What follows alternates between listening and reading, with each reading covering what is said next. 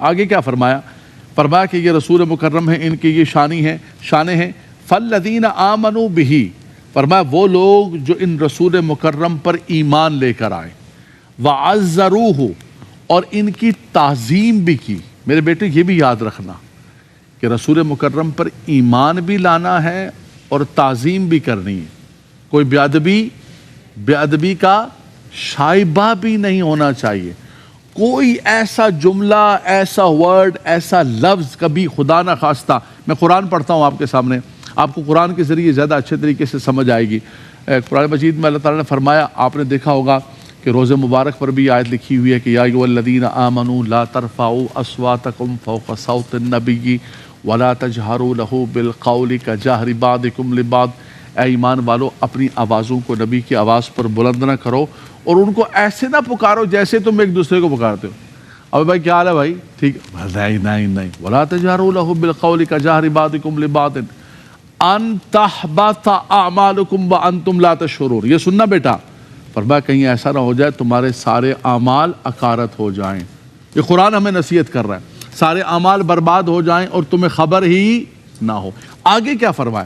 فرمایا ان الذین یغضون اصواتهم عند رسول اللہ اولئک الذین امتحن اللہ قلوبهم للتقوی.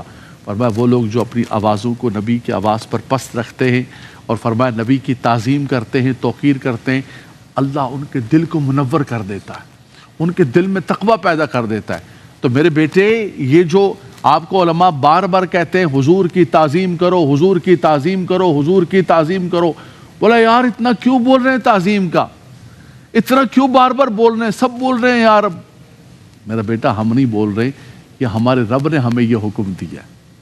یا ایھا الذین آمنوا لا تقولوا راعنا وقولوا انظرنا. صحابہ کرام عرض کرتے تھے راعنا یا رسول اللہ، اور کفار نے اس لفظ کو بگاڑ دیا، راعی کر دیا.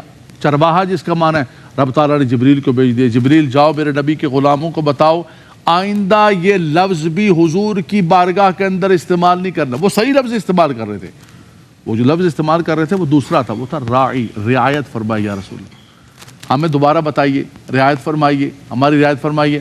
انہوں نے کفار نے اس لفظ کو بگاڑ دیا، راعی کا کر دیا راعی، زبانوں کو ٹیڑھا کر کے. اللہ تعالیٰ کو یہ بھی پسند نہیں آیا. جبریل لا تقولوا راعینا، کیا کہیں راعینا نہ کہیں، انظرنا یا رسول اللہ. سبحان اللہ کہہ دو، انظرنا، لا تقولوا راعینا وقولوا انظرنا واسمعوا. سبحان اللہ. تو آپ یہ دیکھیے کہ ذرا بھی بے ادبی، یہاں بھی کیا فرمایا؟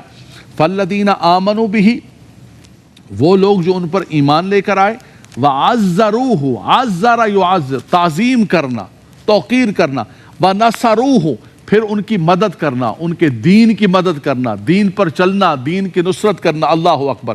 دوسرے مقام پر فرمایا انا ارسلناک شاہدا ومبشرا ونذیرا لتؤمنوا باللہ ورسولہ وتعزروہ وتوقروہ وتسبحوہ بکرۃ واصیلا.